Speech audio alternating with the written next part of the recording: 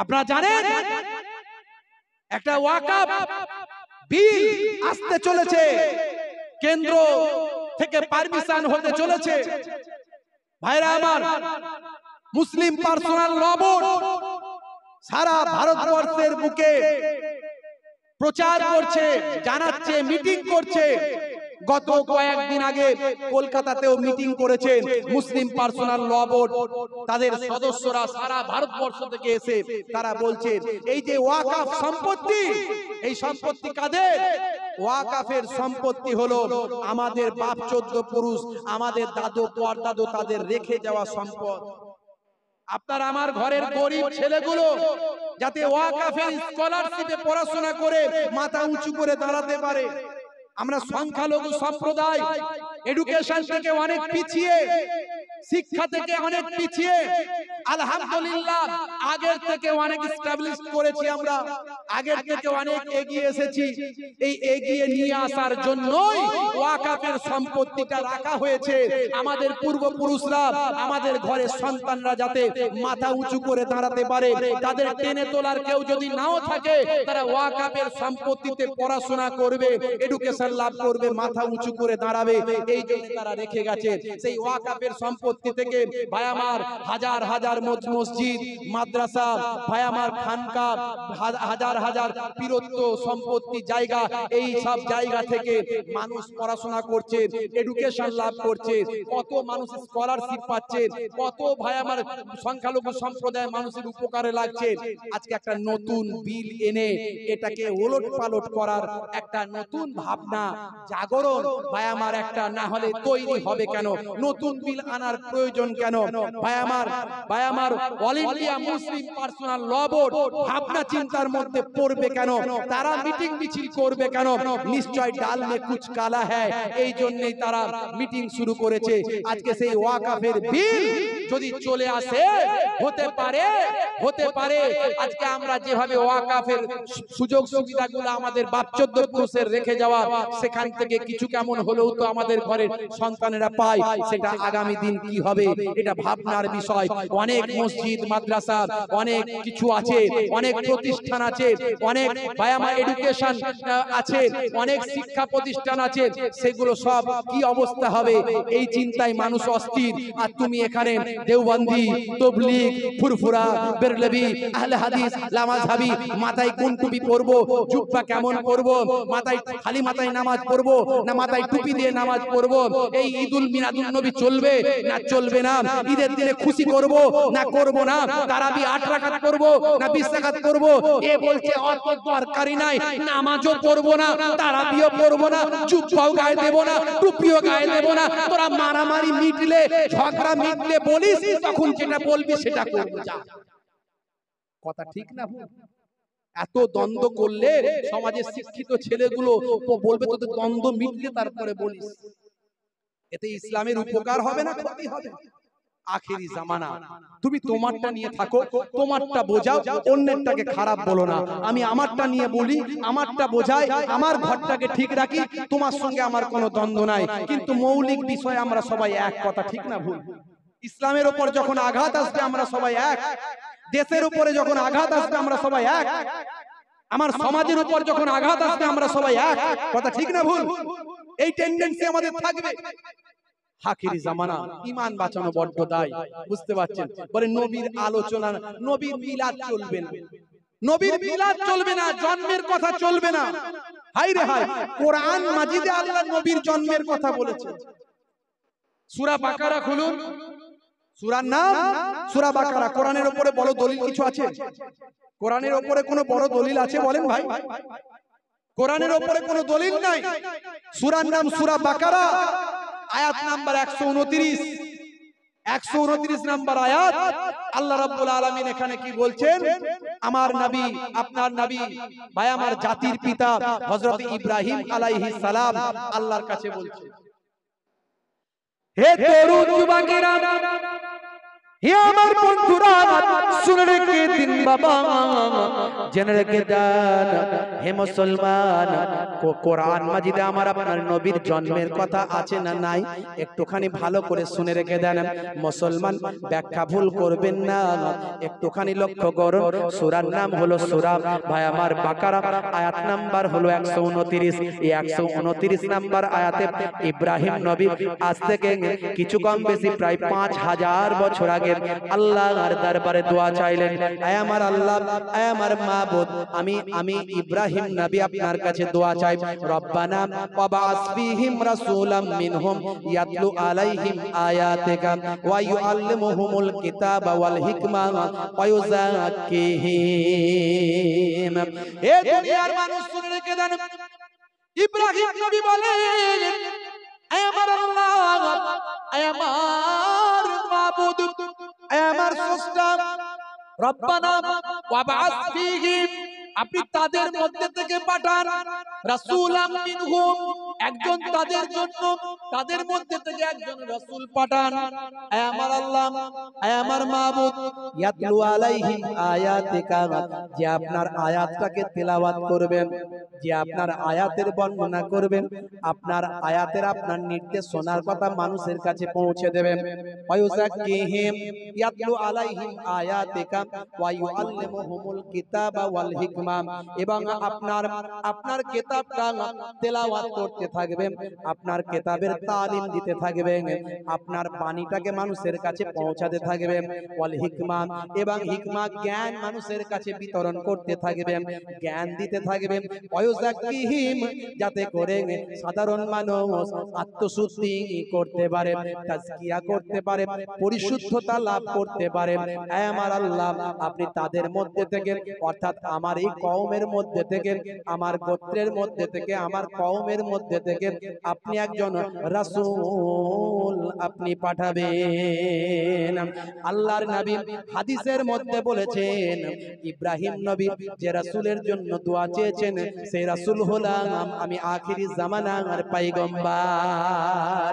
অর্থাৎ ৫,৫০০ বছর আগে ইব্রাহিম নবী আমার নবীর, আমার আপনার নবীর জন্য, আমার আপনার নবীর জন্মের জন্য আল্লাহর কাছে দোয়া চেয়েছে। তাহলে নবীর জন্মের কথা কোরআনে আছে না নাই? জোরে বলেন, আরে জোরে বলেন। এই কথা ক্লিয়ার হচ্ছে তো? কথা ক্লিয়ার হচ্ছে? আচ্ছা, আমি কারো বিরুদ্ধে বলছি মনে হচ্ছে? কারো নাম ধরে বলেছি?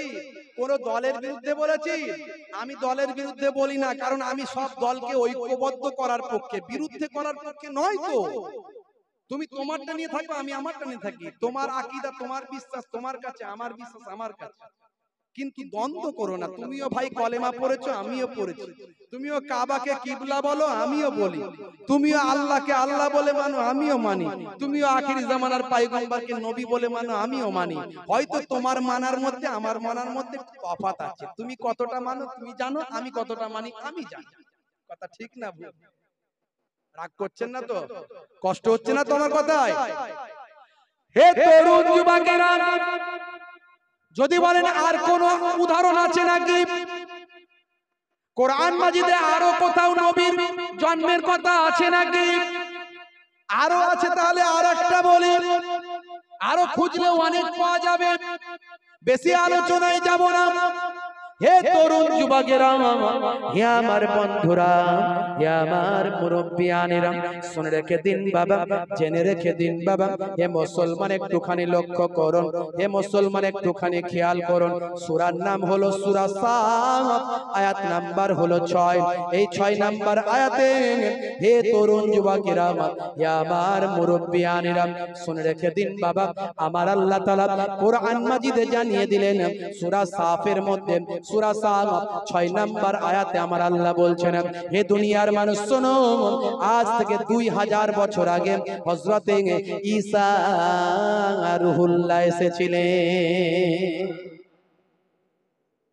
হযরত ঈসা রূহুল্লাহ আজ থেকে 2000 বছর আগে এসেছিলেন।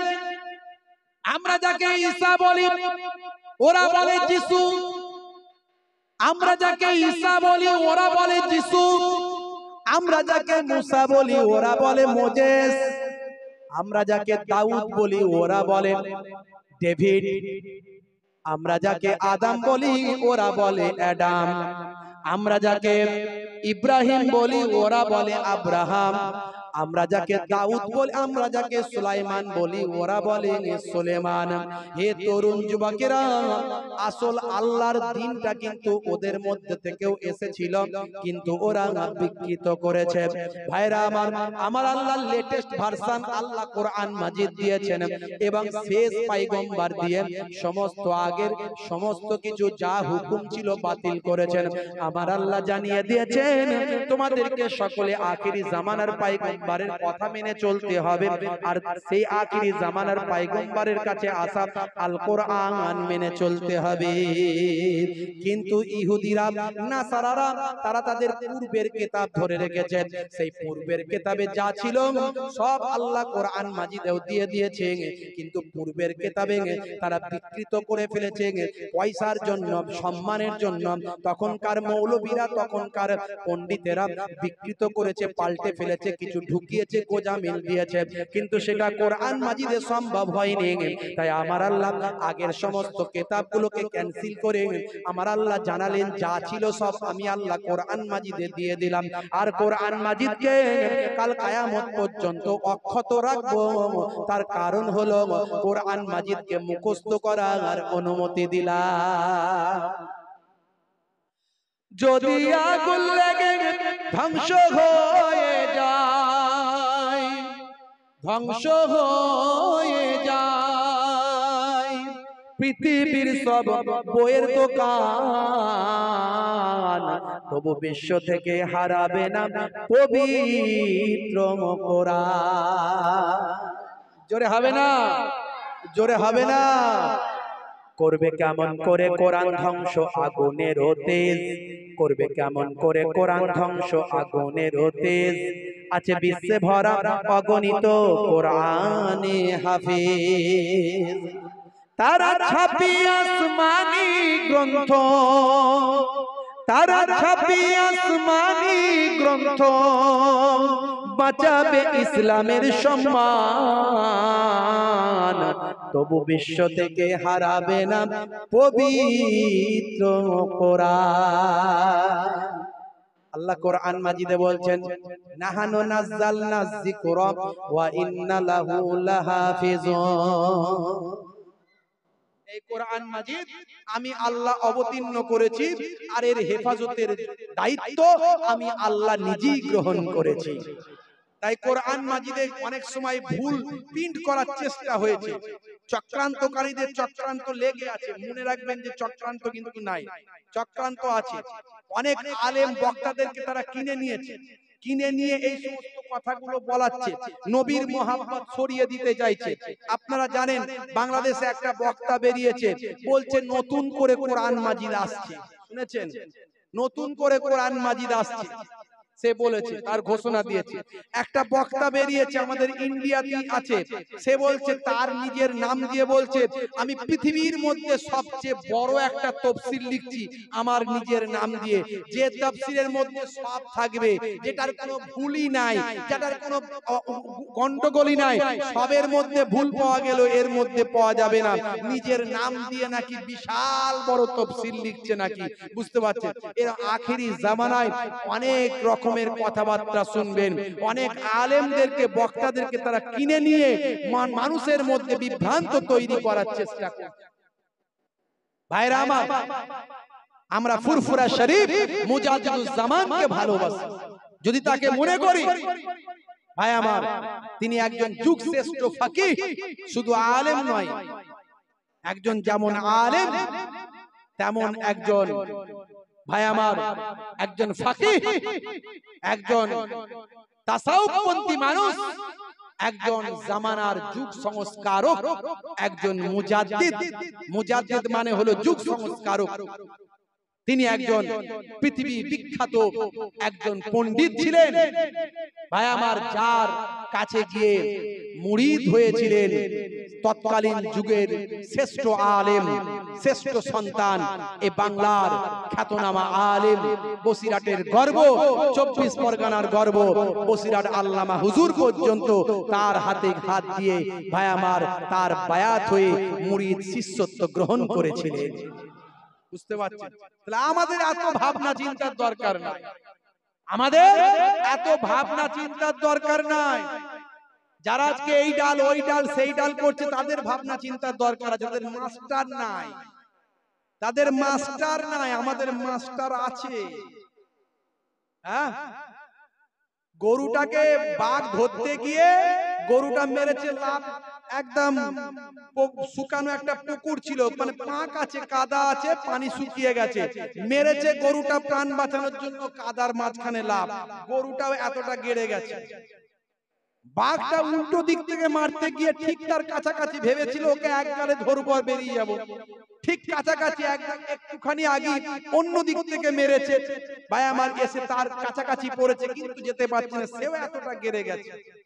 বুঝতে পারছেন? বাঘও খেঁচাখেচি করছে, গরু শান্ত মেজাজে আছে, বাঘ খেঁচাখেচি করছে, গরুটা হাসছে, বলছে শোন পাগল, তুই লাফালাফি করছিস, আমাকে খেতে পারবি না, কারণ যে জায়গায় পড়েছিস আর উঠতে পারবি না, আর আমিও উঠতে পারবো না, কিন্তু তুই এখানে পড়ে মরে শেষ হয়ে যাবি, আমি কিন্তু মরবো না। বলে কেন? বলে আমার একটা মাস্টার আছে, আমার একটা মনিব আছে, সন্ধ্যাবেলা ঠিক আমাকে খুঁজে বের করে নিয়ে যাবে, তোকে কেউ নিয়ে যাবে না। আমাদের একটা মাস্টার দাদা হুজুর আছে রে পাগল, এরা বোঝে না, ঠিক আমাদের ভুলটা ধরিয়ে দেবে, এই পথে চলো আল্লাহর জান্নাত পাবে, এই পথটায় হাঁটো আল্লাহর জান্নাত পাবে। আর তুমি তো কোনো মাস্টার ধরুনি, তোমার তো মাস্টার নাই, তোমাকে রাস্তা দেখানোর কেউ নাই, নিজের মন অনুযায়ী রাস্তায় চলছে, আজ এটা কালোটা, চলো অসুবিধা নাই, চলো কোনো অসুবিধা নাই। তা নবীর মিলাদ, নবীর জন্মের কথা, আমরা যে রাসূলের জন্মের আলোচনা করছি ভাইরা আমার, এই জন্মের কথা কোরআন মাজিদে আরো আছে, অনেক দেওয়া যাবে। আজ থেকে 2000 বছর আগে এসেছিলেন কে? হযরতে ঈসা রূহুল্লাহ। সূরার নাম সূরা সাদ, আয়াত নাম্বার হলো 6। 6 নাম্বার আয়াতে কি হয়েছে? মুসা কালিমুল্লাহর কথাটা আল্লাহ কোরআন মাজিদে তুলে ধরেছেন, জোরে বলেন সুবহানাল্লাহ।